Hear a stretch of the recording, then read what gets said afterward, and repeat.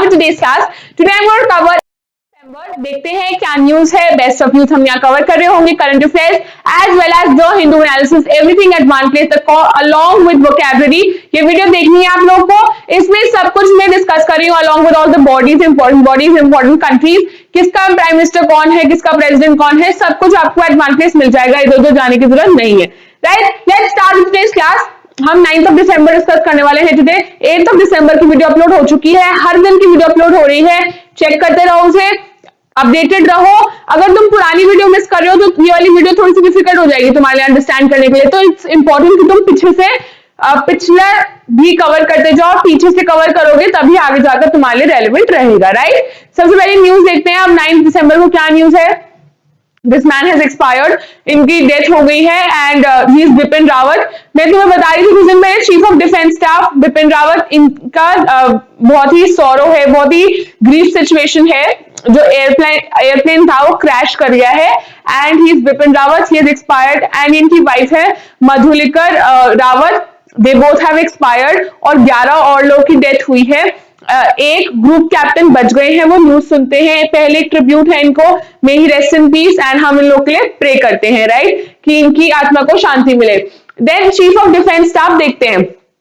देखो, chief of defence staff like I told you Bipin Rawat, उनकी wife मधुलिकर Rawat, एक आर्मी ब्रिगेडियर और 10 और लोग की डेथ हुई है, तो टोटली लोग 13 लोग हैं, जहां पर इंडियन एयरफोर्स का हेलीकॉप्टर इन लोगों को दिया जाता है कि तुम इधर से उधर कम्यूट कर सको। कैरिंग देम क्रैश हो गया एक वुडन एरिया में ऑफ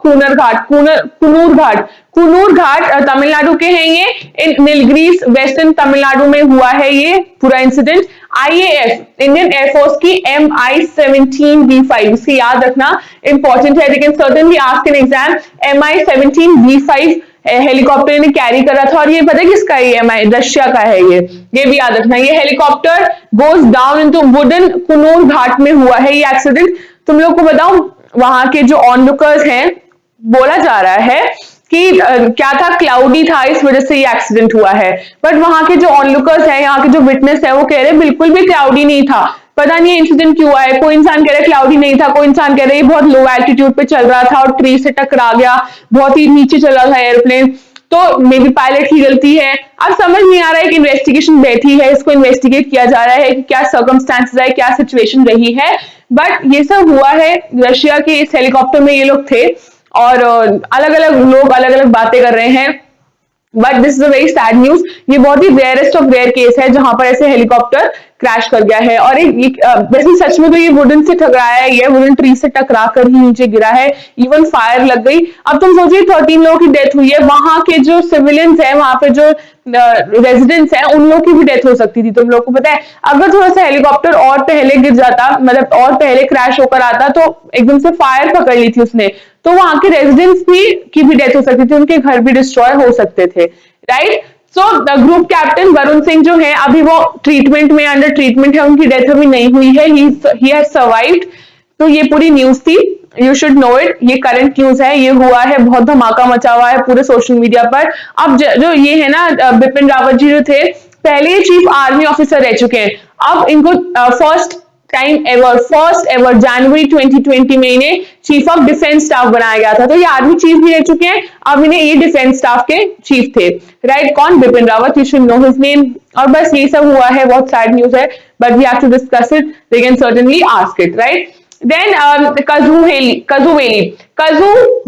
वेटलैंड, क्योंकि ये नया वेटलैंड जो है, ये सिचुएटेड है तमिलनाडु में, विल्लुपुरम डिस्ट्रिक्ट ऑफ तमिलनाडु, इसको 16th बर्ड सेंचुरी बोल दिया गया है।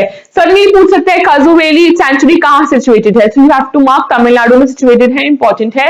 Since we are talking about this forest and all, you know who is the minister of environment, forest and climate change, इसके मिनिस्टर हैं अश्विनी चौबे, ठीक है, नाम इंपॉर्टेंट है, यू शुड नो इट। तो ये जो करंट मिनिस्टर्स हैं, मोदी कैबिनेट 2.0, इनके सब मिनिस्टर्स याद होने चाहिए, but I don't want to present a list here and tell you ये इसके हैं। जैसे जैसे कोई आ रहा है ना, ministry of social justice and empowerment आया, तो हमने एकदम पढ़ लिया वीरेंद्र कुमार है, ऐसे हम लोग याद कर सकते हैं, but if I give you a list here and tell you देखो ये इसके हैं, तो तुम्हारे को वो अगले दिन ऐसा लगेगा कि पढ़ा ना पढ़ा एक हो गया। राइट, तो इसलिए साथ साथ पढ़ते जाओ। जैसे एनवायरमेंट की बात है तो एनवायरमेंट की, फॉरेस्ट की बात है, वेटलैंड की बात हो रही है, यहाँ पे बर्ड सेंचुरी की बात हो रही है। तो अश्विनी चौबे इसके मिनिस्टर है, minister of earth, forest and climate change. Make sense? Next देखते हैं। As per the report of Swedish, अब पहले क्या हुआ, सिप्री की रिपोर्ट है। पहले देखो सिप्री की फुल फॉर्म क्या है। सिप्री की फुल फॉर्म है Stockholm International Peace Research Institute. Stockholm International Peace Research Institute. Stockholm किसकी कैपिटल है? स्वीडन की कैपिटल है। स्टॉकहोम स्वीडन में ये हेडक्वार्टर्ड है। तो ये जो स्वीडिश थिंक टैंक, अब क्या होता है, इंडिया का थिंक टैंक क्या है? नीति आयोग है, जो सब पॉलिसीज का फॉर्मुलेशन करता है, सब चेक करता है कि अपडेटेड है सब कुछ। ऐसे ही स्वीडन का भी है स्वीडिश थिंक टैंक, का नाम है सिप्री। सिप्री ने एक रिपोर्ट निकाली है। सिप्री की रिपोर्ट हमारे लिए रेलेवेंट रहती है, एग्जाम में पूछी जाती है। अब क्या है, उसने क्या बोला है, 100 arms producing and military services companies, उसने निकाला है कि 100 टॉप 100 कौन सी arms producing and military services company कौन कौन सी है 2020 की। ये 2020 की रिपोर्ट है, जिसको हम 2021 में पढ़ते हैं। एक साल पहले की रिपोर्ट्स भी रेलेवेंट रहती है 2021 के लिए, क्योंकि रिपोर्ट अभी आई है। Make sense? तो ये 3 इंडियन डिफेंस मैन्युफैक्चरर्स इसमें आए हैं, तो हमारे लिए बड़ी न्यूज है। अब तुम सोचो, हमें यूएस, चाइना, इन लेवल पर हमें भी रखा जा रहा है। India which is developing country, उसकी जो कंपनीज है उनको भी फीचर मिल रहा है ऐसे रिपोर्ट्स में, तो ये हमारे लिए न्यूज है। Make sense? Hindustan aeronautics limited which is HAL, Indian ordinance factories and Bharat electronics limited, ये 3 कंपनीज हैं जो फीचर हुई हैं। और देखो इनकी रैंक्स क्या है। HAL which is Hindustan aeronautics limited की रैंक है 42nd, BEL which is Bharat electronics limited की है 66 एंड इंडियन ऑर्डिनेंस फैक्ट्रीज की है 60th, right. 42nd, 60th and 66 ऐसे याद रख लो। अब टॉप मोस्ट भी पता होना चाहिए कि तुमने टॉप किसने किया है। टॉप किया है, देखो 42nd पे HAL है, 60 पे इंडियन ऑर्डिनेंस फैक्ट्रीज है, 66 पे भारत इलेक्ट्रॉनिक्स लिमिटेड है। देन फर्स्ट पे लॉकहीड मार्टिन कॉर्पोरेशन है, लॉकहीड मार्टिन यूएसए की है, सेकंड पे भी यूएस है, थर्ड पे भी यूएस है, सेकंड पे है रेथियन टेक्नोलॉजीज एंड थर्ड पे है बोइंग। ठीक है, बोइंग के हम लोग एरोप्लेन वगैरह बहुत देखते हैं, तो यूएस फर्स्ट थर्ड पे, मतलब टॉप 3 पर यूएसए है, राइट। एक और चीज बताओ तुम लोग को, अब देखो ये ऑर्डिनेंस वर्ड आया है यहाँ पे, ऑर्डिनेंस। देखो 2 वर्ड्स होते हैं, इसी से वोकैबुलरी करते हैं। ऑर्डिनेंस, ऑर्डिनेंस, एक होता है ऑर्डिनेंस। इसमें देखो आई का फर्क है, बस आई का, यहाँ पे आई है, यहाँ पर आई नहीं है। ठीक है, जिसमें आई है ना ऑर्डिनेंस, जैसे कहते हैं ना president has ordinance making power means law making power, ordinance होता है लॉ। ठीक है, और ऑर्डिनेंस जिसमें आई नहीं है, ये जैसे ऑर्डिनेंस है जिसमें ये बात कर रखी है इंडियन ऑर्डिनेंस फैक्ट्रीज, ऑर्डिनेंस का मतलब होता है जिसमें आई नहीं होता, इस ऑर्डिनेंस का मतलब होता है मिलिट्री से related equipments, military equipments, arms, ammunitions, ये सब ऑर्डिनेंसेस होते हैं, राइट, जिसमें आई नहीं होता। और ऑर्डिनेंस क्या होता है, लॉ होता है। President has ordinance making power, जब पार्लियामेंट सेशन में नहीं होती तो प्रेसिडेंट लॉ बना सकता है, that is ordinance. Make sense? Next देखते हैं।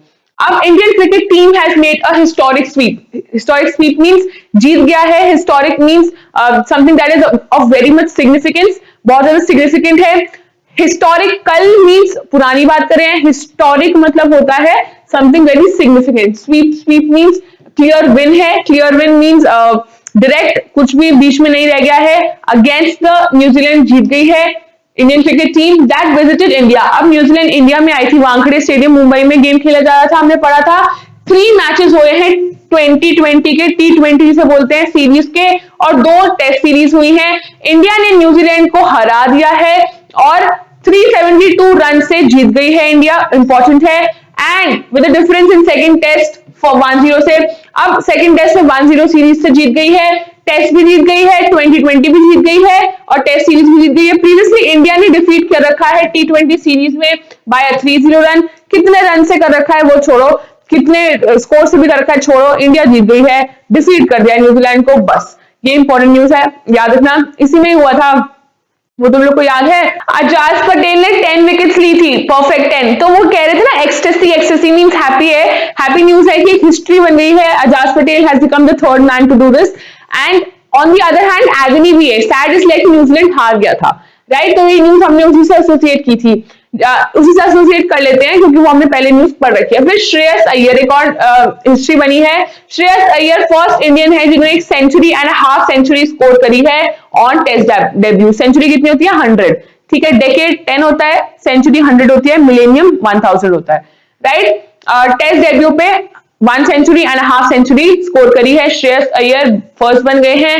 फिर अजाज पटेल, मैंने तुम्हें बताया था, परफेक्ट 10 उन्होंने स्कोर किया है, राइट। जिम लेकर and Anil Kumble other 2 people जिन्होंने परफेक्ट मतलब 10 के 10 विकेट्स ली थी। Make sense? ये न्यूज तुम्हारे साथ कवर कर दी है। देन डेविस कप फाइनल्स, अब मैंने तुम्हें बताया था डेविस कप किसने जीता है। Davis cup has been won by which country? Davis cup has been won by Russia. Russia ने जीता है अगेंस्ट क्रोशिया, मैड्रिड स्पेन में हुआ था।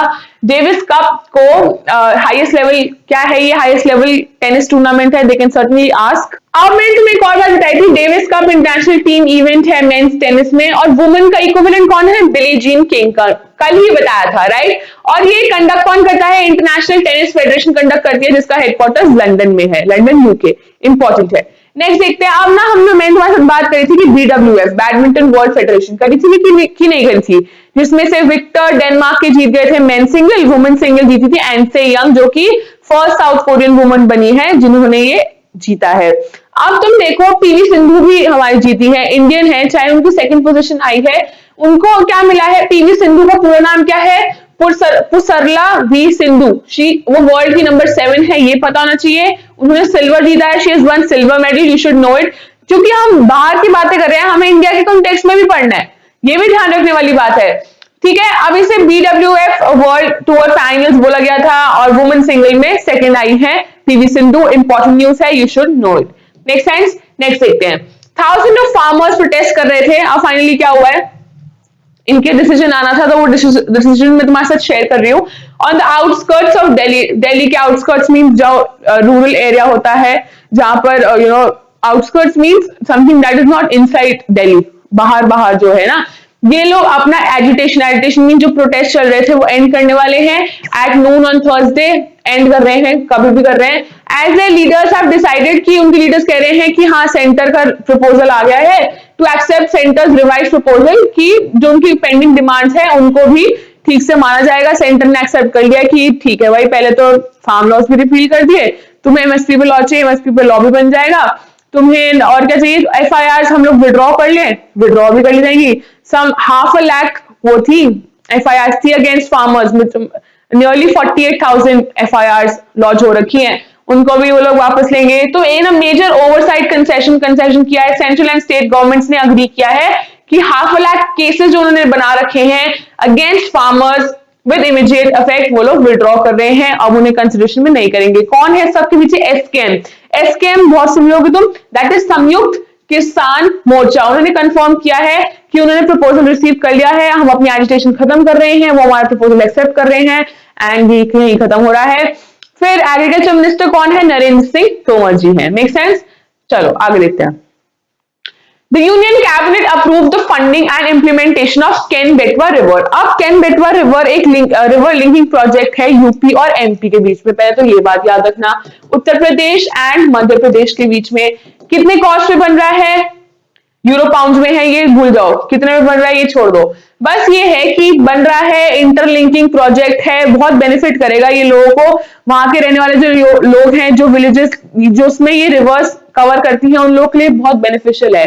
प्रोजेक्ट इन्वॉल्व करेगा transfer from Ken river to the Betwa river through the construction, एक construction बनेगा Daudhan dam.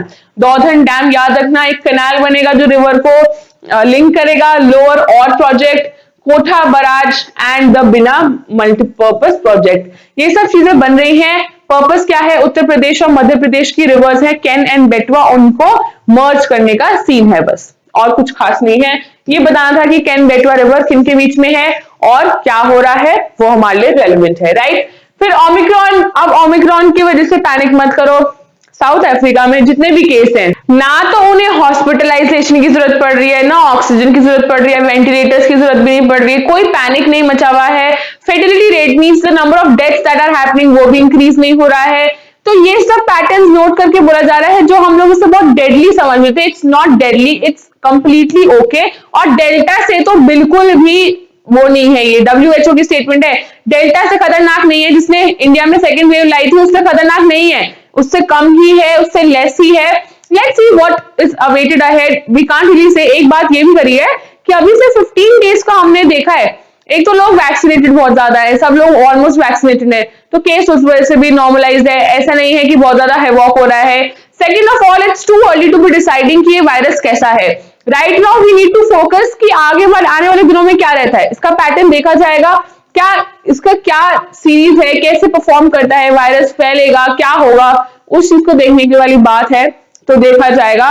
Basically अभी एक कंक्लूसिव नहीं है कि ये बहुत डेडली वायरस है, अभी कंक्लूजन नहीं कर सकते हैं, अभी और पैटर्न देखने पड़ेंगे, तब जाकर हम इस पे एक कंक्लूजन पर आ सकते हैं। राइट, मोर इन्फेक्शन है, कंटेजियस है, एज इन ट्रांसमिसिबिलिटी है, ट्रांसमिसिबल है, फैल रहा है, बट डेडली नहीं है, फेटल नहीं है, डेथ नहीं हो रही लोगों की। Threat posed by Omicron is tenuous, tenuous means something very slight, fine, बहुत कम, हल्का बहुत, and it will still be a few weeks before एक हम कॉम्प्रिहेंसिव अंडरस्टैंडिंग रखे इस चीज की।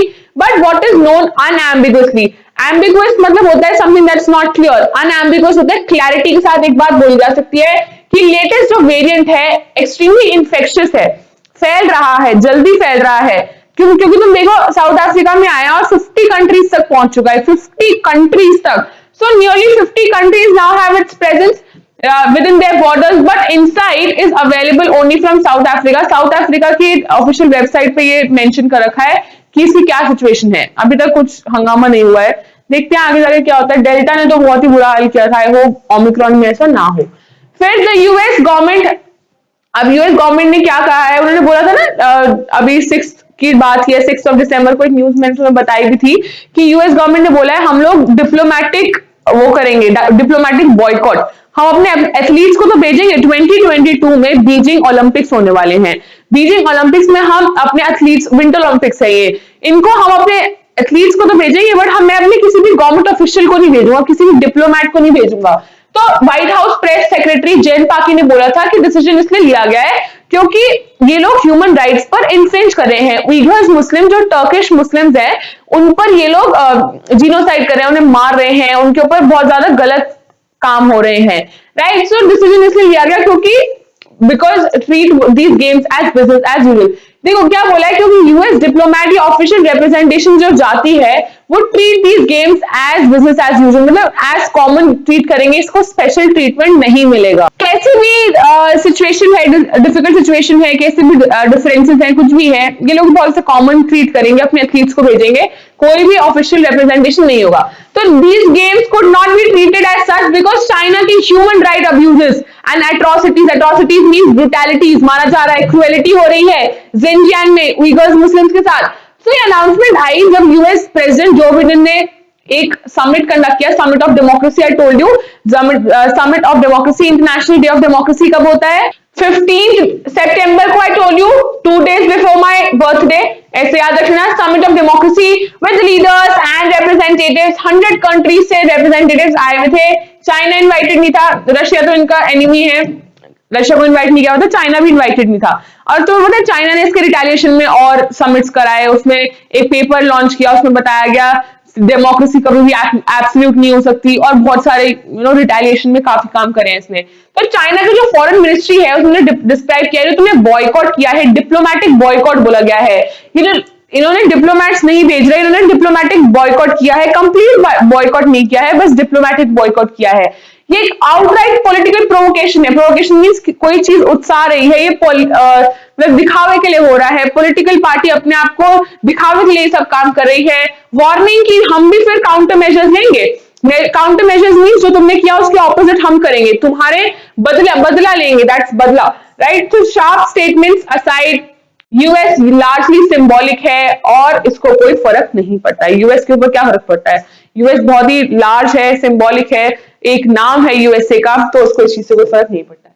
फिर नेक्स्ट न्यूज देखते हैं। ऑलफ स्कॉल्स बन गए हैं जर्मनी के new chancellor, have done this again, अब उन्हें फाइनली पोजीशन मिल गई है एंजेला मार्केल, मतलब जर्मनी की Angela Merkel has step down finally, उन्होंने बोला भाई अच्छे से काम करना, एक अच्छा मैसेज दिया है। Eight the helm, helm means जो हेल्म क्या होता है, someone who has the rain, someone who has the power, helm वो होता है जो जिसके पास व्हील होता है, गाड़ी कहाँ जाएगी कहाँ नहीं जाएगी वो तो व्हील जो चला रहा है उसके पास है ना। तो at the helm means someone who is at the wheel, at someone who has the steering basically, ठीक है।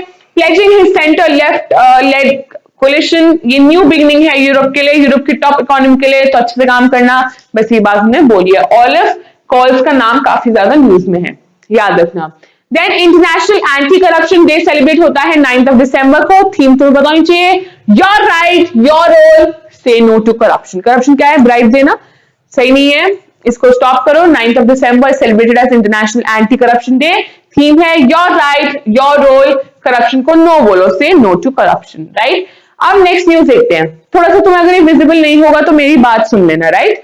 Farmer chief election commissioner Sunil Arora, Sunil Arora ji CEC which is chief election commissioner body, पता है किसके अंदर आर्टिकल होती है?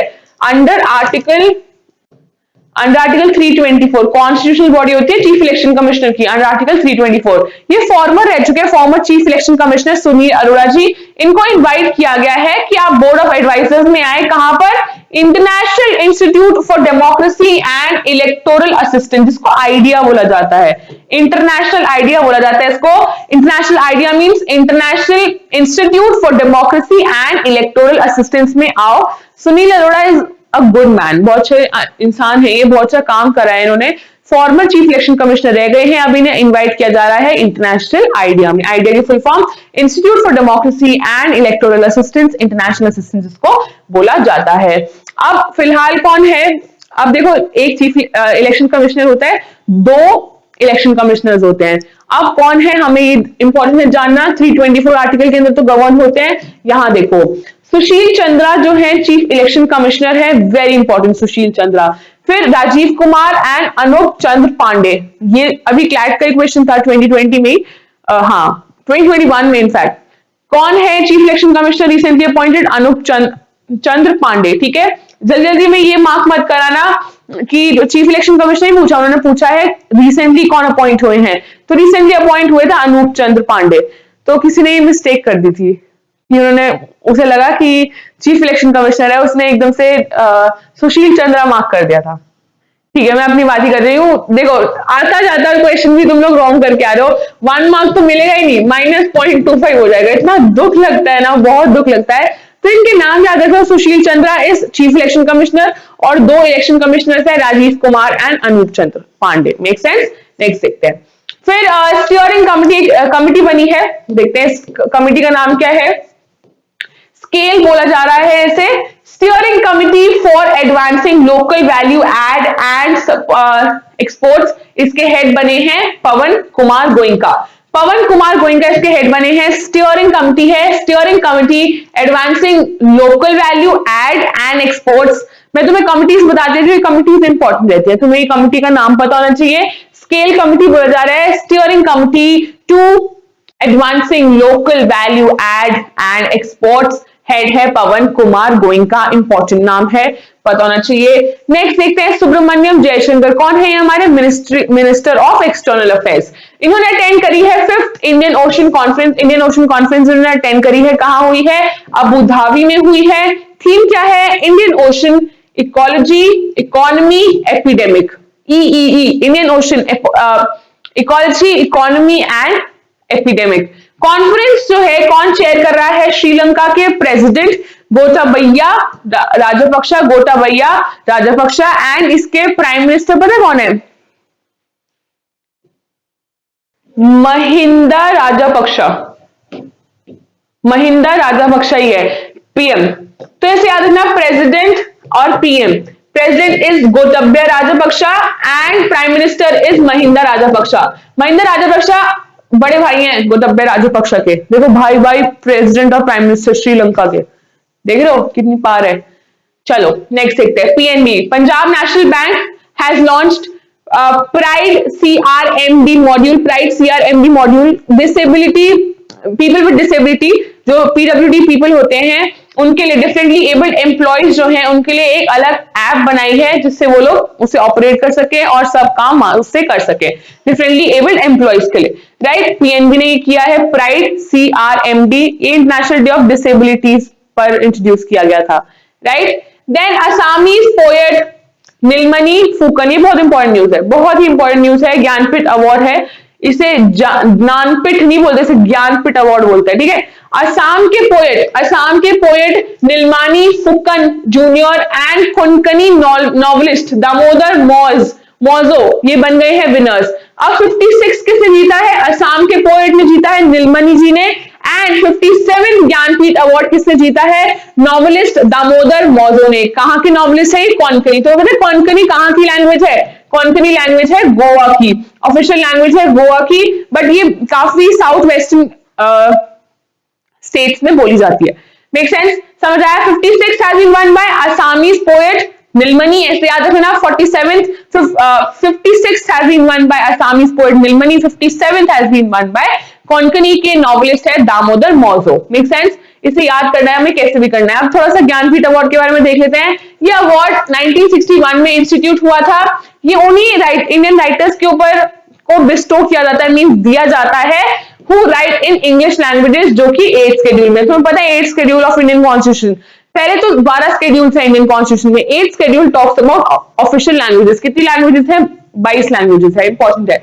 Of the constitution of India and English, 22 तो है, उन 22 में ना, पर इंग्लिश इंक्लूडेड नहीं है। तो किन किन को मिलता है? जिन्होंने लिखा है, जो लिटरेरी अवार्ड है ना, Jnanpith award is a literary award, तो 22 लैंग्वेजेस में लिखा है या फिर इंग्लिश में लिखा है, तो 23 लैंग्वेजेस में बेसिकली ये मिलता है, right. Then famous Jnanpith award है, क्योंकि ओल्डेस्ट है, हाईएस्ट लिटरेरी अवार्ड है, इसलिए हमें इसको जानना बहुत ज्यादा नेसेसरी रहता है, राइट। फिर गवर्नर कहाँ के? आरबीआई के। शक्तिकांत दास ने रेपो रेट कितना बताया है? 4% रेपो रेट है। 9th कॉन्सिक्यूटिव टाइम, 9वीं बार हो रहा है, चेंज नहीं कर रहे हैं, यही है repo rate. Reverse repo rate 3.35, याद रखना है इसको। MSFR which is marginal standing facility rate 4.25. I might roll out a video where I'll tell you ये सब होते क्या है, but not right now, ये वीडियो 2 आवर्स तक एक्सटेंड हो जाएगी। Bank rate is 4.25%। मैं कॉमर्स स्टूडेंट हूं, ऐसा नहीं है कि मुझे ये सब नहीं पता है, मुझे पता है ये सब चीजें, ठीक है। Bank rate is 4.25। CRR and SLR, ठीक है। Cash reserve ratio 4%, statutory liquidity ratio 18%। इनको याद कर लेना, ज्यादा से ज्यादा रेपो रेट पूछ सकते हैं, CRR पूछ सकते हैं, SLR पूछ सकते हैं, ये सब तुम लोग को एक बार ध्यान रखना है, कितना आया है, क्या है, जब एग्जाम होगा करंटली तब भी चेक करना। प्रोजेक्शन ये है, प्रोजेक्शन आरबीआई ने बोला 9.5% ग्रो करेगी 2021-22 में, ये इंपॉर्टेंट है, फोरकास्ट कर रखा है। Next sense. फिर humanitarian assistance and disaster relief exercise, एक humanitarian assistance and disaster relief exercise conduct हो रही है, पैनिक्स नाम है, पैनिक्स 2021। सडनली पूछ सकते हैं कि ये कौन सी कंट्रीज के बीच में कंडक्ट हो रही है? ये हो रही है बिम्स्टेक कंट्रीज के बीच में। Exercise will be conducted from 20 to 22 दिसंबर तक, 2 दिन के लिए हो रही है। इंडिया पुणे में कंडक्ट हो रही है, बहुत इंपॉर्टेंट है हमारे लिए, ये बिम्स्टेक कंट्रीज के बीच में। Panics 2021 important, you should no it, क्योंकि हम बिम्स्टेक की बात कर रहे हैं, थोड़ी सी और बात करते हैं। इंडिया, ये अभी रुक जाओ इसको, bay of Bengal initiative, BIMSTEC की फुल फॉर्म क्या होती है? Bay of Bengal initiative for multi sectoral technical cooperation, technical and economic cooperation. Bay of Bengal initiative for multi sectoral technical and economic cooperation, याद रखना। रीजनल ऑर्गेनाइजेशन है, 7 मेंबर कंट्रीज हैं। आई थी 1997 में, फॉर्मेशन हुआ था 1997 में। अब पूछ सकते हैं बैंकॉक डिक्लेरेशन किससे रिलेटेड है? बिम्स्टेक से रिलेटेड है, याद रखना, बैंकॉक डिक्लेरेशन बिम्स्टेक से रिलेटेड है। देन बे ऑफ बंगाल की कंट्रीज आती है इसमें, bay of Bengal initiative for multi sectoral technical and economic cooperation की फुल फॉर्म है।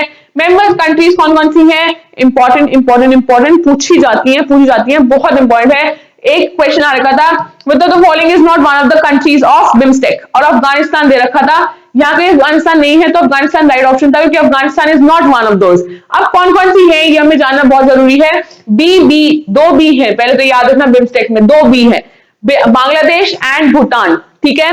BI इंडिया, बिम, M से देख लो Myanmar, BIMSTEC, STEC Sri Lanka, Thailand, ठीक है, श्रीलंका थाईलैंड, ST हो गया, EC से नेपाल, EC नेपाल, ऐसे याद रख लो। बांग्लादेश भूटान, ठीक है, BI से इंडिया, M से म्यांमार, बिम, फिर S से श्रीलंका, T से Thailand, EC Nepal, 7 member countries है, इंपॉर्टेंट है, बहुत इंपॉर्टेंट है। ये देखो, सेक्रेटेरिएट इसका ढाका बांग्लादेश में है। सेक्रेटेरिएट ऑफिशियल लैंग्वेज इंग्लिश है। 7 मेंबर कंट्रीज है बिम्स्टेक। अब 2018 से लेकर अभी तक चेयरमैनशिप किसके पास है? श्रीलंका के पास है। सेक्रेटरी जनरल इसके तेंजिन लेकपाल है, लेकफल, और ये लेकपाल नहीं लेकफल है। तेंजिन लेकफल जो कि भूटान के हैं, 1997 में आई थी 6 जून को। बस बाकी मैंने तुम्हें सब बता ही दिया है। तुम्हें सेक्रेटरी जनरल पता होना चाहिए। चेयरमैनशिप तब से किसके पास है? श्रीलंका के पास है। और सेक्रेटरी इसका ढाका बांग्लादेश में है, ढाका बांग्लादेश। राइट, समझ आया? Make sense? अब वोकैबुलरी से पहले ये देखो, अब क्या हुआ है, हमने इंडिया रशिया 21st समिट बहुत बार पढ़ लिया, बहुत बार पढ़ लिया।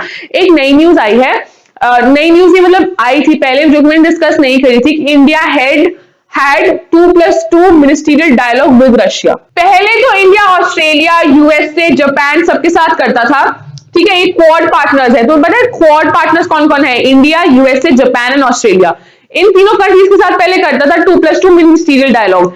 अब इसने रशिया के साथ करना भी इस बार से शुरू कर दिया। 2+2 फॉर्मेट डायलॉग होता क्या है? मिनिस्ट्रियल डायलॉग मीन जो तुम्हारी कंट्री का हाईएस्ट डिप्लोमेट होगा, फॉर इंस्टेंस डिफेंस मिनिस्टर है, फॉरेन मिनिस्टर है, हमारी कंट्री के हाईएस्ट मिनिस्टर्स हैं, ये डिस्कस करेंगे और कंट्रीज के ऐसे ऑफिशियल्स के साथ, ऐसे मिनिस्टर्स के साथ, और कॉन्ट्रैक्ट्स में आएंगे, एज इन कुछ ना कुछ डिस्कशन करेंगे, टॉप मोस्ट बातें होंगी, एक हाई लेवल इंस्टीट्यूशन सेटअप होगा, बातें होंगी, डिस्कशन होगा, फ्रेंडशिप बढ़ाने के लिए ये किया जाता है।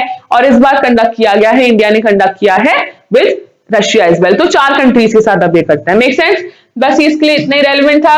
अब देखो vocabulary words, lastly vocabulary words देखते हैं। वोटरीज, वोटरी होता है भक्त, someone who is an advocate, someone who is an adherent, someone who's follow, बहुत ही ज्यादा अच्छा फॉलोअर है किसी चीज का, भक्त है। मॉन्क हो सकता है, कोई नन है जो भगवान के लिए बहुत ज्यादा अधेरेंट है, वो वोटरी होता है। किसी के पीछे मतलब भक्त रहना, बेसिकली लीन रह जाना, that is votary. Make sense?